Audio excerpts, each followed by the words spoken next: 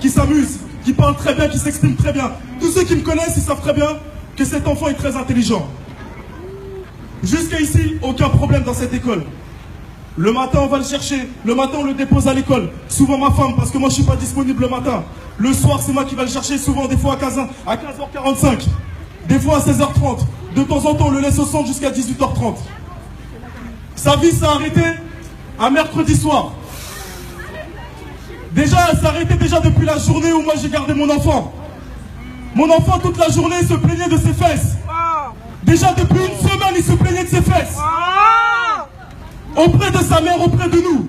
L'enfant n'a pas de constipation. L'enfant n'a pas de diarrhée. On a laissé. Le mardi, l'enfant n'arrivait pas à s'asseoir sur le canapé. L'enfant n'arrivait pas à marcher. L'enfant n'arrivait même pas à aller aux toilettes. Je n'ai pas parlé. J'ai constaté les faits. J'ai pas voulu me dire que c'est des faits comme ça qui se sont passés. Le soir, en partant au travail, ma femme me rappelle en pleurant. Elle me dit, reviens à la maison vite, paniqué. S'il te plaît, t'énerve pas. Calice a été imposé.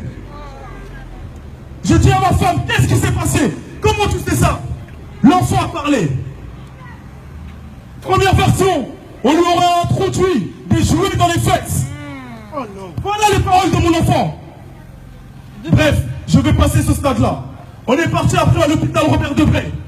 Ils nous ont reçus. Ils ont examiné l'enfant. Ils ont vu qu'il y avait des bactéries dans les fesses de l'enfant. Ensuite, elle nous a dit peut-être que c'est un cas de constipation. Jusqu'à ce que ma femme sorte deux slips avec des traces blanches à l'arrière, qui sont toujours en train de se faire examiner par la brigade des mineurs à Popigny. Ensuite, sur le certificat, il y a bien marqué l'enfant à l'abdomen souple. Il n'a aucun problème de constipation, aucun problème de diarrhée. Et il y a bien marqué fissure anale. Le lendemain matin, je me rends dans cette école sur le ferry, voir cette directrice, avec deux personnes, avec ma femme. Je demande à cette directrice de me recevoir. Elle a vu sur mon visage qu'il y avait quelque chose. Directement, elle s'est braquée sur elle-même en me disant, est-ce qu'il va y avoir un problème ou pas? Je lui ai dit non, je viens par rapport à mon fils, je viens discuter, il y a un cas extrêmement grave qui s'est passé dans votre école, je veux des explications. Je suis rentré dans le bureau, elle a joué sur l'émotion. En me disant, en laissant prétendre que des enfants de 3 ans, 4 ans peuvent faire ce genre de jeu-là. En me disant, est-ce que c'est sûr que c'est les adultes? Non. Premièrement, mon enfant a visé 3 enfants dans cette affaire. Puisque mon enfant dit que c'est les enfants qui l'ont fait. J'ai demandé à cette directrice en tant que parent d'élève, je veux rencontrer les parents de ces enfants. Pour que j'ai une explication avant d'aller à la police, avant de vraiment faire une grosse histoire par rapport à ça. Elle m'a dit, je ne peux pas faire ça. C'est pas mon pouvoir, surtout dans une affaire aussi délicate. Comment tu sais que c'est une affaire délicate? Si tu sais que dans ton école, il n'y a rien. Ensuite, qu'est-ce qu'elle a dit? Elle a dit, d'accord, je vais appeler tous les directeurs, tous les costumes, cravates, et je pourrai vous recevoir entre 13h et 14h. J'ai dit, il n'y a pas de souci, je suis disponible. Et elle a souligné, ce n'est pas de ses compétences, mais elle le savait qu'à l'hôpital Jean Verdier à Bondy, on faisait des examens pour ce genre d'histoire. Ma femme s'est rendue au commissariat. Elle a porté plainte. Ils n'ont pas voulu nous donner une réquisition directement pour que l'enfant soit examiné.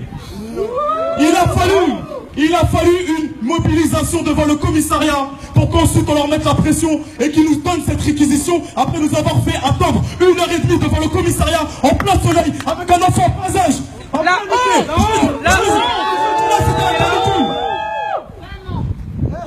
Vous êtes complices. Bravo. Le soir, on s'est rendu avec ma famille. Ma femme a demandé encore des explications à cette dame. J'ai même dit à cette directrice, donnez-moi les photos de tous vos employés. Caïs est intelligent, il va me dire c'est qui. Elle a dit non. Je ne peux pas faire ça. Elle est complice. Elle souhaitait cacher l'histoire à tous les parents de cette école. J'ai bien dit à cette directrice qu'elle va entendre parler de moi.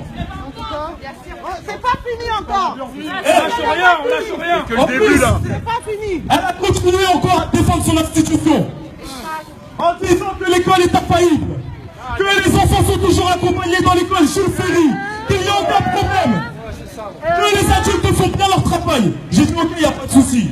Mais admettons maintenant les adultes font bien leur travail. Si les adultes font bien leur travail, je ne veux plus écouter la version de mon enfant. Si c'est vraiment des enfants qui se sont introduits des jouets dans les fesses, à quel moment de la journée l'ont-ils fait? À quel moment de la journée l'ont-ils fait? Puisque cette école est infaillible. Ils l'ont dit. Ils m'ont ramené tous les directeurs de je sais pas d'où, de tout le 93 pour essayer de me dissuader que non, l'école Jules Ferry est infaillible et que les enfants sont bien encadrés. Mais les faits sont là, les fesses de mon enfant sont déchirées. Maintenant, dans notre mécontentement, ce jour-là, ce jeudi soir, on a dit on va pas faire de scandale, on continue.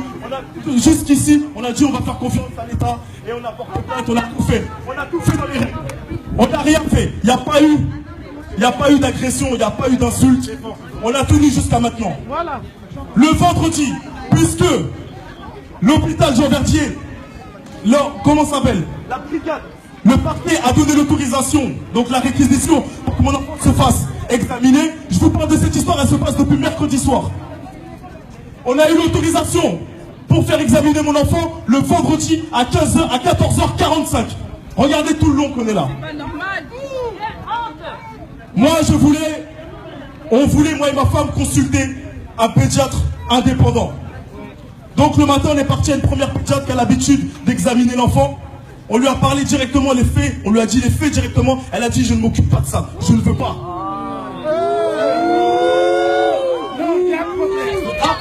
À partir de là, maintenant, elle nous a dit si vous voulez, je peux vous diriger en faire un confrère qui lui peut être adapté à faire ça. Donc nous on a fait quoi? On a rappelé ce confrère. On est parti, on s'est présenté, on lui a pas parlé de cas de pédophilie. On lui a juste dit que notre enfant nous avait dit qu'apparemment des jouets sont rentrés dans ses fesses. On voudrait avoir le cœur net. Est-ce que c'est vraiment ça? Le docteur a changé de visage. Dès qu'il a vu l'enfant et il a examiné l'enfant, il était paniqué.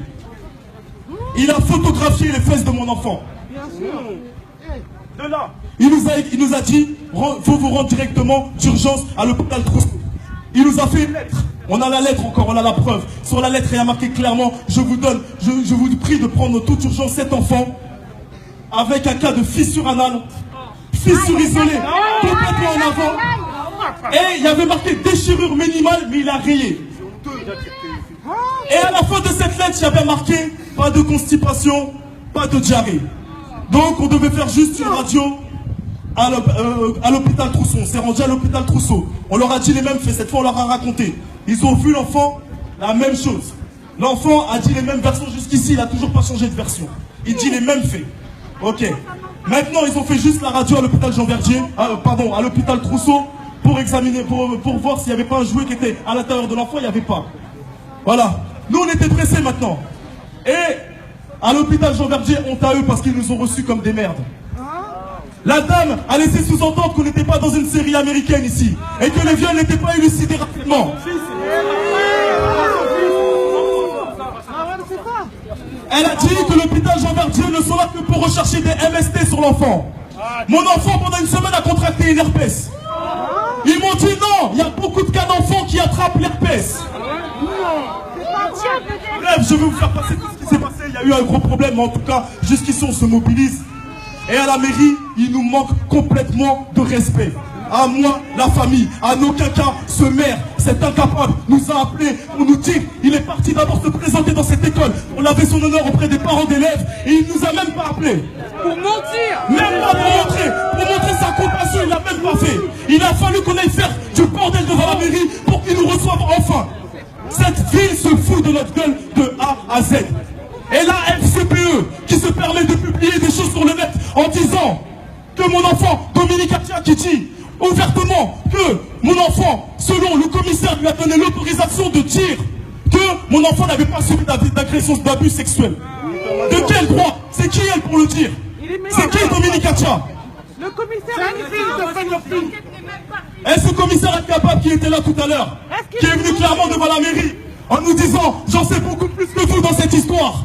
Moi le père de l'enfant, ça veut dire que c'est même plus mon enfant. C'est l'enfant du commissaire. C'est le commissaire, il sait plus que moi dans cette histoire.